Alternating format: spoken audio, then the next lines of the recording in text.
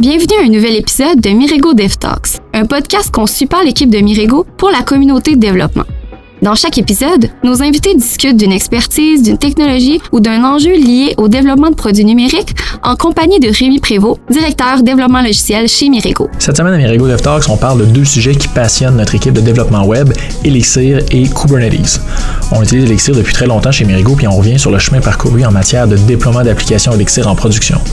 On discute également de l'écosystème Erlang, plus précisément de ses concepts de clustering et de ce que Kubernetes peut nous apporter à ce niveau-là. Je reçois Simon Prévost et Guillaume Cochon pour parler de tout ça, deux personnes avec qui c'est possible de parler de ces sujets-là pendant plusieurs heures, mais on a essayé quand même de faire ça court. Je vous souhaite donc une bonne écoute. On utilise Elixir depuis 2015 chez Mirego, puis on est rendu quand même avec un bon historique de projets qu'on a déployés, qu'on a opérés, même qu'on opère encore avec Elixir. Aujourd'hui, on parle de cet historique au niveau vraiment plus setup de production, là, d'où on est parti, qu'est-ce qui était coutume dans ce temps-là, comment ça a évolué jusqu'à maintenant, puis notamment comment est-ce qu'on peut tirer avantage du clustering d'Elixir, notre fonctionnalité un peu propre à Elixir, en combinaison avec Kubernetes, un outil qui est très répandu pour gérer puis orchestrer des infrastructures. J'ai avec moi deux membres de l'équipe de Mirego, Simon Prévost, développeur spécialiste Elixir, et Guillaume Cochon, conseiller stratégie et technologie. Bonjour messieurs. Salut! Donc si on recule de 7 ans, qu'on se place en 2015, comment est-ce qu'on déploie des applications Elixir chez Mirego? Plus 7 ans, on était vraiment à fond dans Ruby on Rails. Donc, la façon de déployer qu'on avait le plus simple pour la grande majorité de nos projets, c'était de déployer sur Heroku.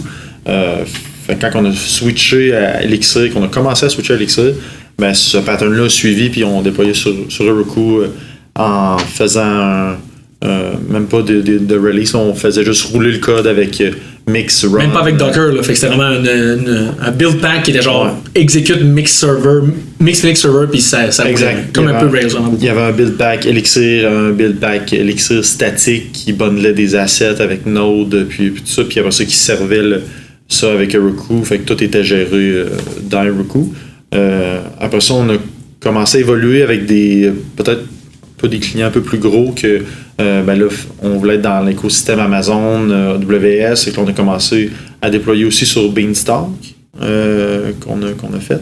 En combinaison avec Docker, que là, on n'a pas joué d'utiliser Docker. Ouais, exact. Puis aussi, même en même temps, il y a eu quand même le bout qu'on déployait avec Docker sur Heroku, avec des container release, puis tout ça. Fait que ça, il y a eu cette pratique-là qui a comme évolué avec Heroku. Dans le fond, on a poussé Heroku jusqu'au bout pour se rendre le plus proche de déploiement avec des containers. Puis c'est ça, ensuite avec Beanstalk. Puis après ça, on n'a pas eu d'autres expériences. Je sais pas, Guillaume, d'autres expériences de comme entre ça là, avec des App Engine puis des. C'est ça, les équivalents de Elastic Beanstalk sur Google Cloud, sur Azure, sur AWS. Sur Azure, c'est des app services. On en a fait aussi. C'est avec Docker, c'est le même pattern. C'est avec Docker, mais tu sais, c'est ça. C'était quand même l'environnement de container des providers. Non, c'est ça. Puis en plus, il y a eu plusieurs choses qui ont changé. À partir, si on revient en arrière, avec Heroku, c'est déployer du code source et non déployer des assets de, mettons, 12-factor, Plekit. Fait qu'il y a quand même une différence entre prendre un repo, prendre le code source, l'envoyer sur les build packs, qui pourrait occasionner quand même une certaine différence entre l'environnement de développement, l'environnement de QA, l'environnement de production, puis le fait de déployer un asset qui est un binary qui est exécutable dans un container Docker. Au travers de tout ça, il y a eu les différentes saveurs de déploiement avec Elixir. Il y a eu Distillery, il y a eu l'arrivée des mix release, puis toute la standardisation de la communauté autour de comment déployer une application Elixir en production avec Docker qui est venu qui s'est greffé dans l'écosystème. Qui est rendu un peu le standard. Qui est rendu le standard. Mais ça, me semble que le concept de OTP release dans Erlang, ça existe. Fait que turns out, c'est pas Elixir qui a ramené ça, en fait, un peu de OTP. Exact. Je pense que au début, au début que notre utilisation en 2015, le focus du langage, c'était vraiment pas l'intégration 100% des releases OTP. Fait que c'était juste rouler votre code avec ça. C'est comme un possible. Rails server, tu fais mix Phoenix server, puis écoute sur le port 3000 that's it, là. C'est ça, tandis que là, justement, avec l'évolution de tout ça, à un moment donné, il y a une standardisation de Elixir pour se coller au standard c'est quoi une release d'une application qui roule sur la VM d'Erlang, avec toutes les utilities qui viennent avec, que tu peux te connecter sur un remote session sur une console, ouvrir une console en production, voir des logs, tout ça, tandis que le mix run no halt, là, que c'était comme tu roules ta commande, ça start ton application, puis ça roule. Ça fonctionnait, c'était juste que ça s'intégrait pas avec, dans le fond, l'écosystème Erlang qui existait déjà sur comment rouler des applications, puis ça faisait qu'on ne fait pas faire plein de choses qu'on peut faire avec Erlang. Probablement que la communauté Erlang regardait Elixir en disant OK, c'est le petit frère qui OK, cool, c'est un petit genre de synthetic sugar par-dessus ton langage, mais tu ne tires pas avantage vraiment d'OTP quand tu fais juste rouler un long running process qui écoute sur un port. Non, là, exact. socket, là. C'est ça. Comme je dis, il y avait des features en faisant ça qui étaient juste pas disponibles, comme du hot code reload, tout ça, le remote session, tout ça, on fait juste pas le faire avec ça, mais ça fonctionnait, puis on a quand même utilisé ça, pas pendant 6 mois, là, on a quand même fait ça pendant 3, 4, 5 ans. Parce que le fait que c'était pas une release OTP, justement, le côté robustable, le fait que c'était pas ça, voulait pas dire que c'était l'inverse, que c'était pas, c'est un process, puis maintenant le process est killé. Non, c'était production ready déjà. Là. Ouais. Il y a aussi le scale des clients. T'sais, pour certains clients, Heroku, pour eux autres, c'était suffisant. Puis tout le developer friendliness d'être en mesure de déployer facilement, puis de ne pas avoir le gros overhead, d'avoir à gérer un cloud provider, un AWS, un Azure, un Google Cloud au travers de tout ça. C'est pas toujours le cas, mais avec des clients plus gros, les expectations, les attentes de ces clients-là venaient avec le fait qu'on allait utiliser aussi le provider avec lequel ils travaillaient déjà. Fait que c'est sûr et certain que là, c'était comme naturel de migrer plus vers des solutions qui existent, puis de la standardisation là, qui nous permettait d'avoir vraiment une unité déployable dans un cloud provider, dépendamment des différents types de services, là, comme on a déjà parlé. Puis tantôt, tu parlais de 12 factor, mais déployer avec un mix Phoenix Server sur Heroku, c'était 12 factor quand même, right? Oui, mais pas le underlying. Là. Fait que pas si t'as des dépendances sur le système, sur l'OS, t'avais quand même une différence. Fait que oui, c'était 12 factor au point de vue des variables d'environnement, puis le kit, mais t'avais quand même une partie sur la partie binaire, sur le système d'exploitation ou le Docker Engine sur lequel ça roule. T'as quand même une différence qui peut occasionner certaines différences. Puis on l'a vu dans le passé avec des migrations d'engine de Heroku de version en version, des fois il y avait des clashs en passant de Heroku 17 à Heroku 18, puis des trucs comme ça. Fait en étant vraiment plus sur le modèle de release dans un container Docker, là, au moins on élimine le plus possible là, ces variables-là qui pourraient venir un peu changer un runtime, que le code n'a pas changé, mais que du jour au lendemain ça fonctionne. Okay. Fait que dans le fond, c'est ça, en standardisant ça, en utilisant les releases, ça l'a permis après ça, on pouvait déployer un peu n'importe où avec juste quelque chose qui nous offrait la possibilité de rouler des containers. Puis là, on a évolué vers, tu sais, ça fait quand même assez récent, là, ça fait peut-être 2-3 ans là, qu'on utilise des services de Kubernetes pour déployer dans nos providers, là, que ce soit AWS, Azure ou Google. Mais on utilisait déjà Docker, donc cette transition-là en termes de comment on bundle une application, juste de Docker, c'est quand même assez standard. C'est assez... puis même, tous nos projets sur Heroku, Elixir sont rendus avec un container Docker, qui, toute cette recette-là est packagée dans notre Elixir boilerplate. Fait que ce boilerplate-là, de faire une release, de la bundler dans un container Docker, puis de le déployer avec ce container-là, qui est 12 factor et qui écoute sur un port, rendu là, c'est super... peu importe on le déploie où, ça marche. Exact. OK. Puis tant qu'on on se transporte dans le concept de cluster, Elixir, cluster Erlang. Ouais. Mais dans le fond, comme je disais tantôt, là, dans le fond, plus qu'on approchait de la standardisation, plus qu'on pouvait utiliser des outils disponibles de Erlang. Puis il y a un outil là-dedans qui est le clustering d'Erlang. Tu sais, dans le fond, grosso modo, c'est quoi le clustering? C'est que si j'ai une machine A et une machine B, ben quand si par exemple je vais rouler 2 containers, je vais rouler 2 applications containerisé avec Docker dessus. Puis ces deux machines-là, ben, ils se parleront pas. Là, ils vont recevoir des requêtes, ils vont être load balancés. Load balancer qui va load balancer, ben, si je fais une requête A, si je fais une requête, ça va sur A, des fois ça va aller sur B, et ainsi de suite. Puis ça fait que ces deux serveurs-là sont stateless. Là, ils sont pas au courant l'un de l'autre.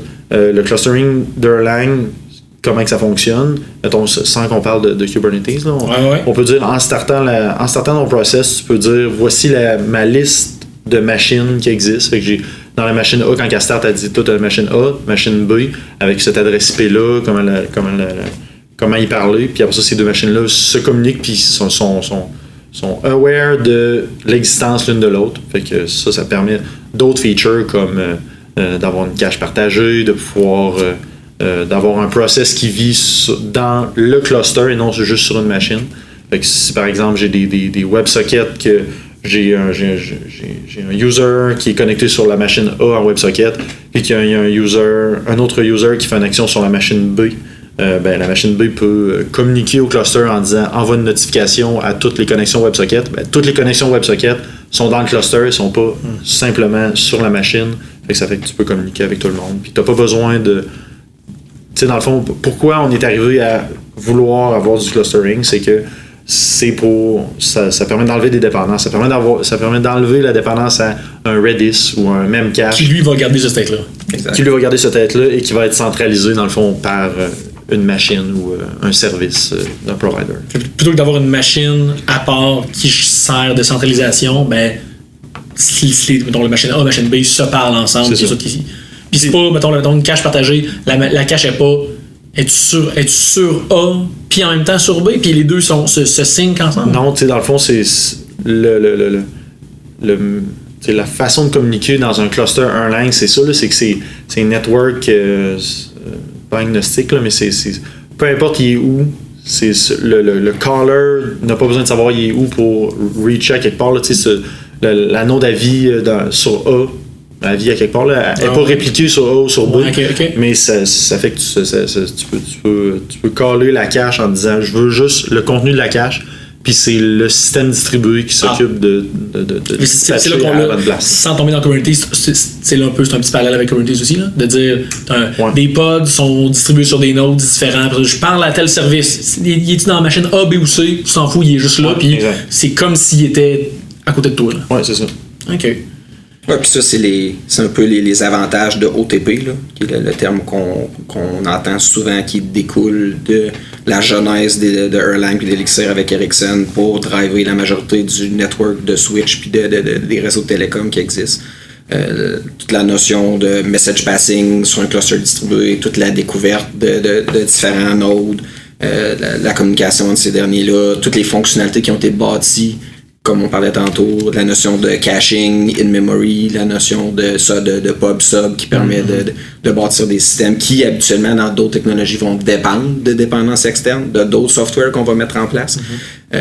Tout ça, la notion de cluster, ben, ça unlock, ça permet de penser à des fonctionnalités ou dans un contexte de charge où est-ce qu'on va avoir mettons de l'autoscaling horizontal, qu'on va avoir besoin de découpler ou de rajouter des containers pour répondre à la demande, mais tu es quand même en mesure de bâtir des fonctionnalités avec du real-time, avec un feedback en temps réel, peu importe la connexion initiale qui a été load balancée.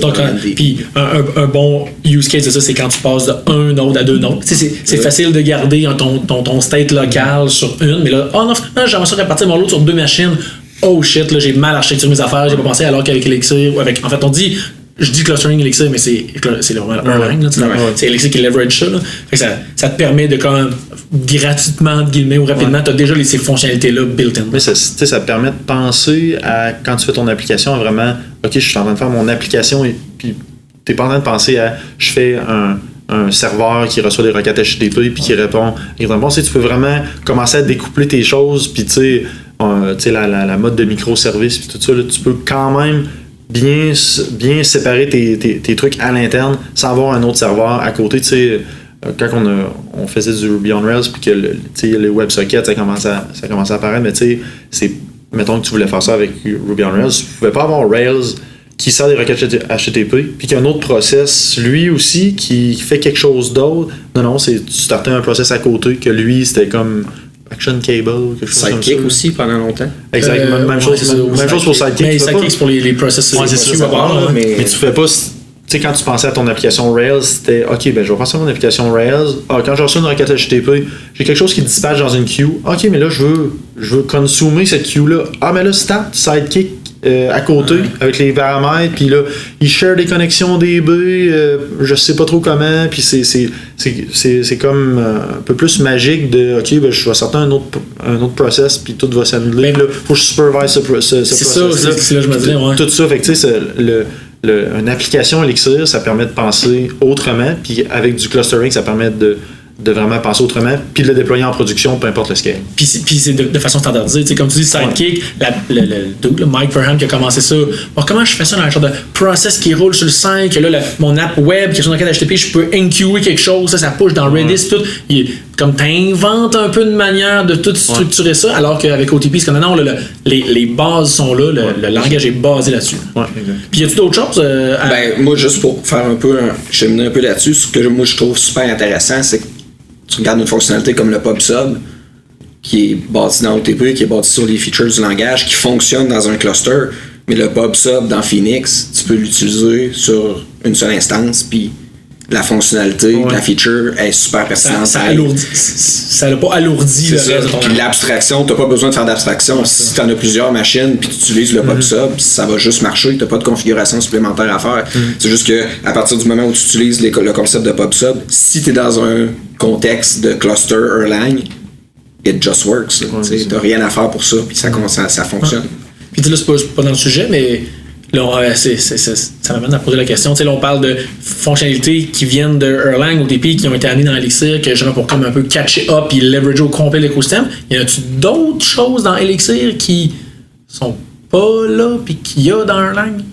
Côté infrastructure? Ben, ou côté feature que Elixir ne leverage pas de Erlang OTP? Ouais, ben je sais que le hot code reload, là, le fait de...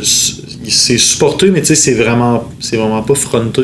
Puis c'est pas fronté parce que c'est conscient comme décision. Là, que c'est comme le temps que la team, la core team interne passer là-dessus versus le monde qui l'utilise. Là. Ouais, okay. Parce que ce ratio-là de le hot code reload, ça vient avec une infrastructure de. Tu sais, le hot code reload, mettons, on l'explique un peu c'est quoi. Là. C'est le fait que j'ai, mettons, une machine qui roule du code. Puis je peux passer un upgrade à mon programme en lui disant voici ton nouveau code. Puis c'est pas un swap, là. C'est le code qui change, puis dedans tu as des hooks dans ton code pour dire je viens de recevoir un nouveau module avec les messages sont en train d'être processés, ils viennent de tel module, de telle version, puis tout ça, tu peux tout handler ça dans le but de jamais que ton serveur soit shut down parce que mettons que tu as des connexions WebSocket. Les connexions WebSocket restent sur le serveur, mais le code il est swappé. Mais tu sais, tout ça vient avec une autre infrastructure de. Là, tu peux pas. Heroku, c'est hors de question. Ton beau container qui est versionné, tagué. Ouais, même container Docker, ça fait pas de sens. Fait que là, comment tu fais pour bien leverager ça à travers l'infrastructure des providers qui sont connus puis qui offrent du tooling pour faire du swap de même? Tu sais, même avec Kubernetes. Des pods puis des déploiements. Du blue-green deployment que tu vas déployer en premier, parfait, tout est booté, oups, switch à l'autre, tu perds ta connexion WebSocket. Ça a ses avantages, mais en tout cas, avec le hot code reload, il est pas très présent, il est pas fronté. Fait que, tu sais, il y a cette partie-là, mais pour ce qui est des autres parties, c'est quand même catché up. Puis, tu sais, c'était pas. À la base, ça bénéficie quand même de beaucoup d'Erlang. Les releases, c'était juste de standardiser avec le tooling, avec Mix, puis avec tout ça, mais tu sais, il n'y a pas de code qui a été écrit je vais faire ma release Elixir, puis ça va fitter avec les releases Erlang. Non, si tu fais une release OTP qui va rouler sur sa machine virtuelle, puis that's it. OK. Mais sinon, dans les autres outils, il y en a des tonnes. Là. Il y a beaucoup de librairies Erlang qu'on peut utiliser pour plein de fonctionnalités. Là. Oui, mais qui sont disponibles. Oui. Mettons, je parle qui sont pas, c'est que tu pourrais pas utiliser, mettons, que c'est dans la roadmap Elixir. Comment supporter le hot code reload, ça s'en vient dans Elixir 3.0. Non, pas vraiment. Là. Puis, tu sais, les choses. Tellement simple. Ben, en fait, là, je comprends que c'est pas dans le sujet, mais on fera un autre épisode pour là-dessus. On va voir là-dessus, mais tu sais, le langage est quand même fronté présentement en disant il est complete. Là, ouais, ça fonctionne. Puis il y a des ajouts, tu sais, il y a des modules qui sont ajoutés pour ajouter des choses cool, comme tu sais, il y a des Dynamic Supervisors qui ont été ajoutés. Après ça, là, dans la prochaine release 1.14, il va y avoir des Partition Supervisor qui fait du load balancing de supervisor. En tout cas, fait que il y a des affaires poussées, mais tu sais, tout ça est comme des abstractions au-dessus de choses existantes. Tout ça est possible de le faire dans Erlang, c'est juste que là, le tooling est fait en Elixir. Fait que c'est cool, mais tu sais, c'est pas des core features qui manquent présentement. Ça, je pense que c'est pas mal. Là. C'est pas mal tout né. OK. Mettons qu'on tombe dans Kubernetes. On a parlé de cluster. C'est un terme qui revient quand même. C'est le mot cluster aussi d'utiliser à plein de sauces, dans plein de technos. Là. Fait que c'est différence entre cluster Kubernetes, cluster Erlang. Ben, juste avant, tu sais, tantôt j'ai dit pour faire un cluster, je l'ai simplifié en disant que quand tu startes ta machine A, tu lui dis, ben voici dans ton cluster ta machine A, ta machine B. Ben, tu sais, quand tu es dans Kubernetes, il y a d'autres façons de bâtir des clusters avec des nodes qui sont pas connus. Fait que les nodes peuvent se découvrir entre eux autres. Mm-hmm. Ça fait partie du distributed Erlang qui supporte de découvrir des nodes au runtime. Puis c'est ce que Kubernetes nous facilite la tâche, c'est que lui, il offre des API pour faire que tes pods, qui sont vraiment des nodes, qui sont vraiment tes machines physiques dans ton provider, qui sont eux, faut qu'il y ait des techniques pour se découvrir entre eux autres, découvrir les pods qui sont associés à tout ça. Fait que c'est ce que Kubernetes nous aide à faire, d'avoir des permissions, de lister les endpoints qui sont disponibles puis d'injecter les bonnes variables d'environnement à travers tes pods. Fait que c'est ce que ça nous donne, une facilité de faire ça. On en a parlé un peu tantôt, mais je sais pas si on l'a dit explicitement, mais tu sais, de monter un cluster Erlang dans un app Heroku. Que, mettons, j'ai 4 dinos qui sont des machines individuelles, qui ont un load balancer qui distribue le trafic sur ces 4 machines-là, ça se monte pas un cluster Erlang parce que les machines sont séparées de façon network. T'as pas de fonctionnalité de networking qui te permettent d'avoir un VPN ou d'avoir un réseau virtuel qui va lier ces 4 entités-là ensemble. Puis qui va permettre au EPDM, là, qui est l'agent de Erlang qui listen sur le port puis qui s'occupe de gérer toute la communication entre les nodes.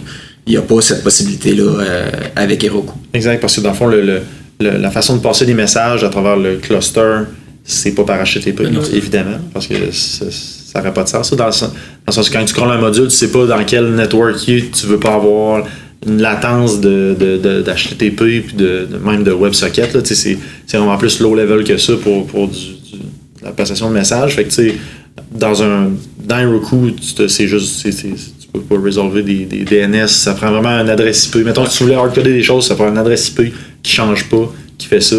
Mais c'est ça. Fait avec Kubernetes, on sait que ça marche, mais mettons avec un Elastic Beanstalk, avec un App Engine, un Azure App Service, techniquement ça se ferait. Je pense pas qu'on l'a déjà fait. Oui. Moi, je l'ai déjà fait. Ça fonctionne très bien. Il y a différents. C'est chez Mirego, ça? Ouais. OK. Mais, mais non, c'est possible. Il y a différents services. Au même titre que tu as du Service Discovery dans Kubernetes. La plupart du temps, maintenant, dans les services hosted, tu as de plus en plus de flexibilité de ce côté-là. Amazon ont maintenant dans Route 63 un Service Discovery qui permet d'enregistrer un DNS dans ton private network qui est associé puis qui va se binder automatiquement quand tu vas partir un container service. Fait en partant un container service, il va enregistrer son private DNS dans Discovery Service. Puis avec libcluster, qui est la librairie la plus connue, je pense que c'est la seule, anyway, là, qui est maintenue activement, il y a une topologie qui permet de se binder autant avec le Service Discovery de Kubernetes, ou par DNS, ou par IP, ou par multicast. Puis c'est supporté aussi maintenant avec Route 63, fait que c'est en mesure d'avoir l'autoscaling. 53. Ouais, 53. C'est ce que j'ai dit? 63. 53. J'ai pas anglais. T'as de l'autoscaling, fait que ton autoscaling, ton container se part, il s'enregistre dans le service Discovery, puis la topologie, automatiquement, il va être inclus dans le cluster assez rapidement. Puis il y a aussi Fly.io là, qui est comme le new kid on the block du déploiement, qui est fortement influencé par Elixir, puis qui ont un gros buy-in, qui eux utilisent Wireshark, WireGuard, yes. Qui est un réseau privé distribué par défaut en IPv6. Ouais. Puis c'est déjà supporté aussi là, directement par une topologie qui fonctionne super bien. Fait que, par défaut en déployant sur des systèmes comme ça, ben tu as accès sans aucun déploiement. Chose qu'avec la majorité des containers, si tu veux avoir de la distribution, pas juste qui est centrée sur un data center, qui est vraiment distribué sur le globe, de faire la même chose, mettons avec Amazon, c'est peut-être un peu plus funky là, d'avoir un cluster de machines entre region avec un cluster distribué. Ouais. Mais tu sais, je pense que ça montre bien pourquoi on utilise Kubernetes, là, parce que tu sais, mettons, dans ton explication de comment faire sur Amazon, il y avait à peu près 50 termes, là, pour vrai. Là, puis là, entre autres. Puis tu sais, mettons, chez Mirego, qu'on a des clients qui sont sur Amazon, qui sont sur Azure, qui sont sur Google, puis qu'on a une team de support qui n'a pas travaillé dans le projet, mais qu'il faut qu'ils supportent quand même le projet. Fait que tu sais, pour du DevOps, nous autres, ça nous simplifie tellement la vie d'avoir une façon de parler d'un cluster, peu importe que tu es sur quel provider.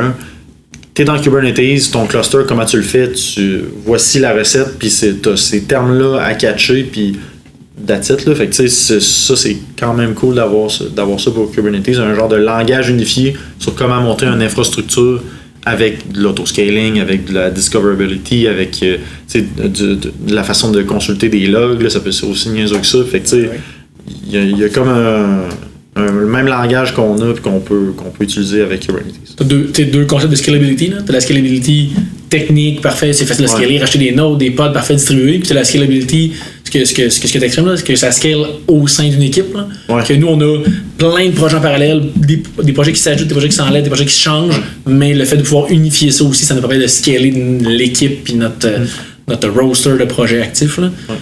C'est un peu là que je voulais aller aussi, là, tu sais, ton côté futur, Mirego, tu sais, là, Simon, sans me dire, c'est le côté Kubernetes, c'est pas vrai, ça nous permet un peu d'unifier ça, mais est-ce que la diversification, est-ce que déployer sur Heroku, déployer sur Fly, déployer sur, tu sais, c'est quoi l'avantage après ça de choisir le bon provider, choisir le bon setup par client, par projet? Ben, moi, je dirais, tu sais, le bon setup, je pense pas qu'il y a un meilleur provider, là. Chacun a ses avantages, tout ça. Là. En tout cas, nous autres, ce qu'on voit, depuis longtemps qu'on déploie des applications, chez Mirego, on s'intègre quand même à d'autres services. Ça finit toujours que tu as un Amazon S3, un Azure Blob Storage ou n'importe quoi. Fait que de s'intégrer là-dedans puis de juste de choisir celui-là qui fit le plus dans tes use cases. Il peut même. On a utilisé Google PubSub aussi pour un projet. Ouais. Fait que de faire que tout ça marche dans le même écosystème avec puis là t'as GKE là, de Google pour déployer Kubernetes. Parfait, fait que là tu rentres là-dedans, on a déjà la recette Kubernetes puis ça marche déjà super bien. Fait que mais je pense que c'est moins nouveau aussi là. Si on recule, quand on déployait sur Heroku dans le temps, la majorité des clients qu'on avait n'avaient soit pas d'infrastructure cloud ou que pas d'équipe de IT. C'est ça. Ou qu'il y avait du on-premise qui déployait sur des serveurs physiques et tout. Puis de nos jours, plus ça va, puis plus les clients ont déjà d'autres systèmes, d'autres services, d'autres applications web qui sont déjà dans un compte. Fait que de notre côté, ça nous permet de standardiser un peu notre approche en étant, voici notre recette, notre manière de travailler avec Kubernetes. Puis on le sait qu'en arrière, si c'est Amazon, si c'est Azure, si c'est Google, ça va marcher de la même manière, puis ça vient simplifier un peu. Puis tu sais, je pense que l'autre variable aussi qu'on a, on a tracé la ligne, tu sais, parce que je sais que dans un projet, au début, quand on a commencé à utiliser Kubernetes, on s'est dit, bon, ok, là, on va avoir une base de données, PostgreSQL, là, on utilise-tu, mettons, Cloud SQL de Google App, ou on va se déployer un petit service Postgres là, à travers d'un pod dans nos nodes, parfait, ils vont pouvoir se parler, ils sont dans le même VPC, tout c'est beau. Mais après ça, gestion d'upgrade, gestion de faire la sécurité, puis tout, on dirait qu'on a tracé la ligne à OK, nous, on sert de Kubernetes pour déployer, pour orchestrer nos containers applicatifs là, de plein de services, autant qu'on va se rajouter un Imaginary, une web app, un API, whatever, mais que côté, OK, qu'est-ce qui est database, qu'est-ce qui est justement, si ça nous prend, for some reason, un Redis ou quelque chose, des petites solutions, un Elasticsearch, des solutions managed, ça vient avec bien des avantages aussi. Là. Mais c'est drôle que tu dises ça parce que c'est dans le fond, ce que tu dis, c'est que les services qui sont stateful, on les manage pas par Kubernetes. Puis là, ce qu'on est en train de dire, qu'est-ce qui est cool à faire des clusters Elixir, c'est qu'on rend nos applications stateful. C'est dans 5 ans, ça va-tu être... Ah ben non, dans le fond, finalement, c'est vraiment plus là de tout gérer nous-mêmes. Bon, je sais pas, là, honnêtement, il n'y a pas grand avantage à hoster ton propre Elasticsearch, là, c'est mon avis, mais contrairement à hoster ton propre stateful Elixir application, que là, c'est toi qui... Tu codes ta business logic dedans. Elasticsearch, tu n'as pas de business logic dedans, tu fais juste te servir de non, c'est ça. Puis je veux dire, après ça, rendu là, c'est quoi l'avantage ou en termes de coût, en termes de hosting, d'opération, de dire, je vais prendre un Elasticsearch managed, hosted à, mettons, exemple, 10$ par mois, ou, ben là, je vais le manager dans mon cluster Kubernetes. Ah, ben là, quand ça va prendre le data, il va falloir que je m'ajoute un autre de plus. Puis, turns out, ça me coûte plus cher que 10$ par mois, tu sais. Non, c'est ça. Parce que souvent, je pense que l'abstraction de la notion de networking là, est quand même super importante. Là. La majorité du temps, quand tu as besoin de travailler, mettons, avec Amazon ou un autre, puis tu décides d'utiliser juste des hosted services. Tu travailles pas avec Kubernetes pour tes déploiements, mais tu vas utiliser, comme on parlait tantôt, là, Beanstalk ou ECS ou des trucs comme ça. Ben, rendu là, il faut que tu aies des connaissances sur les niveaux inférieurs. Sur le VPC, sur les subnets, sur des trucs de même pour être... Alors que d'un point de vue Kubernetes, tu viens de faire un peu d'abstraction autour de ça. Mais pour la partie, tout ce qui est persistance et tout le kit, ben, tu as tellement de leverage à utiliser des hosted services parce que tu as des backups, du rollback, du clustering, de la réplication pour avoir des read replica, puis tout le kit, chose que tu auras besoin de gérer manuellement puis de setuper toi-même dans ton... Tu sais, même tu dis avec Kubernetes, tu t'enlèves cette couche-là de networking, yet t'ajoutes quand même la couche de role binding, de qui a le droit de parler à quoi, puis tu sais, fait que ça aussi, c'est pas... si tu veux le faire d'homme, comme toutes les pods, tous les services peuvent se parler puis tout, ok. Fait que là t'es comme yes, c'est simple, mais dès que tu veux le hardener un peu plus, le mettre un peu plus state of the art, t'as de la complexité quand même à ajouter. Mais au moins c'est la même, peu importe ton provider. Ouais. Qu'est-ce qui reste comme pain à régler dans notre setup actuel? Mettons un cluster Kubernetes avec une app Elixir, ou plusieurs apps Elixir, en tout cas, un cluster. Il reste des pains à régler dans notre setup de déploiement Elixir? Setup de déploiement. Ou de hosting, d'opération, de comment on met en production, comment ça vit en production une application Elixir présentement chez Mirego? Je dirais que un peu nos blind spots, c'est peut-être sur le monitoring de tout ça, là, vu que justement ça on ne l'a pas standardisé, là, ça c'est comme on monitor toutes nos applications bien entendu, mais c'est le fait de à chaque fois c'est nouveau, puis à chaque fois on a des requirements différents, des fois on le met pas tout de suite en début de projet, des fois on attend, ok c'est quoi la meilleure solution, tout ça. Je pense que ça, le côté déploiement, côté monitoring, je pense que ça on pourrait s'améliorer là-dedans. Sur le côté standardisé, puis un peu comme avec Kubernetes, de dire, bon, ok, les logs, tu sais, c'est aller chercher des logs d'un pod, parfait, alors que, ok, mais comment je vais voir le uptime ou les stats de telemetry de quelque chose, lui, ce projet est un peu différent. Fait que c'est ça, le bout de, mettons, est-ce que mon projet va bien? Ouais, au niveau technique. Va voir, là, t'es sur tel client, va voir dans New Relic, puis après, je vais donner les accès, c'est là versus. Non, t'es dans. On pourrait avoir quelque chose d'autre dans Kubernetes qui est abstrait, qui est comme. Prometheus ou c'est ça, des genres de monitoring, mais c'est vraiment difficile de standardiser ça parce que toutes les applications sont différentes, puis tu veux pas monitorer la même affaire dans chaque application. Fait que c'est tough versus juste de mettre un New Relic, souvent la solution qu'on prend. Ouais. Si on fait mettons un recul des dernières années, de ce que je me souviens du setup de Kubernetes, la chose qu'on avait eu le plus un peu de problème avec, c'est les fameux certificats SSL là, que on avait travaillé avec mais ça aussi, c'est pas standardisé. C'est que là. Je pensais que c'était comme semi-standardisé. Mais mettons, tu peux utiliser des trucs dans ton cluster comme Cert Manager. Tu peux utiliser dans ton, mettons, si tu front ton cluster idéalement avec un genre de gateway, ok, lui il peut faire le termination, mais après ça, tout ton trafic dans ton cluster, lui, il est dans ton cluster Kubernetes, lui, il est pas en HTTPS. Fait que là, il y a plein de manières différentes de le faire, puis c'est ça, j'avoue, un autre pain, pas pain de genre ça nous cause du trouble, mais ça nous fait qu'on est moins productif, c'est moins efficace. En fait, on pourrait dire que c'est comme une question qu'on doit se poser à chaque projet. Versus, comme on parle de clustering, tout ça, là, on se pose plus de questions de la gestion des configs, la gestion des environnements, les secrets, tout ça. On dirait que tout ça, c'est comme parfait. La recette fonctionne avec Kubernetes, avec tous les providers, avec tous nos clients. C'est comme parfait. Ça, on se pose plus de questions. Mais oui, j'avoue que c'est vrai que les trucs... Joey est là-dessus. Il va nous régler ça. Spécialiste. Exact, DevOps. Peer pressure. Merci, messieurs. Avant qu'on se laisse, est-ce que vous avez un dernier mot sur le sujet? Guillaume? Une chose, on a parlé du boilerplate Elixir auquel on en a fait référence à plusieurs reprises. Fait que on va vous partager dans les notes de l'épisode un lien vers le repository GitHub qui, justement, contient la bonne recette. La bonne recette que nous, on utilise pour partir nos projets depuis plusieurs années puis qu'on fait évoluer avec le temps. Fait que ça, je pense que c'est un bon point de départ là, si jamais la discussion que vous venez d'écouter a piqué votre curiosité. Sinon, un autre petit podcast que j'aime beaucoup, que j'écoute depuis plusieurs années, qui s'appelle Thinking Elixir. Dernièrement, pour célébrer les 10 ans du langage, de la première version publique, là, 0.5, qui est sortie il y a 10 ans, il n'y a pas longtemps. L'équipe de Thinking Elixir ont reçu José Valim pour 5 épisodes qui ont refait les 10 ans d'Elixir avec tous les milestones principaux puis toutes les différentes versions, les changements, le raisonnement derrière l'évolution. Puis un des sujets qui est récurrent, c'est justement la partie configuration, release, générer des releases, comment gérer les configurations, comment gérer le concept de 12 factor, pourquoi c'était fait comme ça, les différentes itérations. Fait que c'est quand même intéressant, d'entendre José Valim parler de tout ça, mais aussi de faire le parallèle avec le setup qu'on a maintenant là, dans notre boilerplate project. Oui, puis en fait, c'est très intéressant le podcast. Moi aussi, je l'ai écouté, là, puis ça montre un peu l'évolution de où est-ce qu'on est rendu là, la promesse de départ de Erlang, environnement distribué.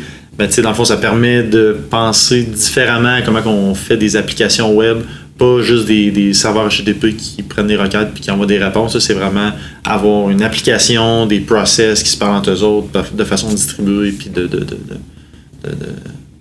façon efficace. Mais finalement, c'est embrasser l'écosystème plutôt que de dire on est passé de Ruby ou de PHP à Elixir. OK, fait qu'on écrit un peu, on réplique les mêmes patterns, c'est embrasser ces nouveaux paradigmes-là, ce nouvel écosystème-là, puis tout ce qu'il peut nous offrir. Oui, exact. Cool. Donc, je vous remercie, messieurs. On se dit à la prochaine. Bye. Certainement. Bye bye. Merci d'avoir été là pour cet épisode de Mirego DevTalks. Vous pouvez en apprendre plus sur Mirego, notre expertise, nos projets et nos postes disponibles en visitant notre site web au mirego.com. On vous invite aussi à poursuivre la conversation sur Twitter avec le hashtag MiregoDevTalks. N'hésitez pas si vous avez des questions, des commentaires ou si vous voulez interagir avec l'équipe de Mirego. Continuez à nous suivre et à partager les épisodes sur votre plateforme de podcast préférée et au plaisir de se retrouver au prochain épisode.